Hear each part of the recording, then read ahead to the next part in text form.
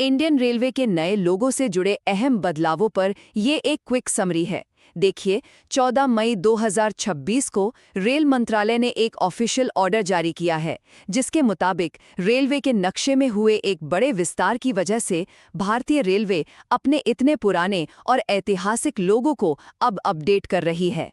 चलिए इसके मुख्य पॉइंट्स पर बात करते हैं।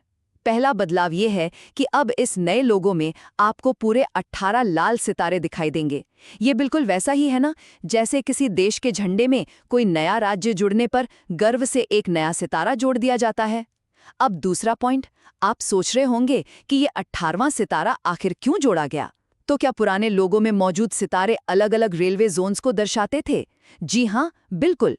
इसका सीधा सा कारण है भारत का 18वां नया रेलवे जोन बनना, जिसका नाम साउथ कोस्ट रेलवे है, और ये 1 जून 2026 से पूरी तरह से काम करना शुरू कर देगा। और तीसरा सबसे अहम पहलू ये है कि इसे जमीनी स्तर पर लागू कैसे किया जाएगा। नए आदेश के हिसाब से 1 जून 2026 से ही सभी जोनल रेलवे के पीएसयू और ट्रेनिंग संस्थानों को हर जगह इसी नए लोगो का इस्तेमाल करना है।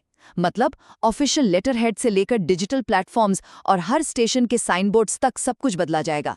जरा सोचिए, पूरे देश के कोने-कोने में फैले इतने विशाल नेटवर्क के हर एक बोर्ड और पर्चे पर नया लोगो अपडेट करना कितना बड़ा लॉजिस्टिक टास्क होने वाला है। तो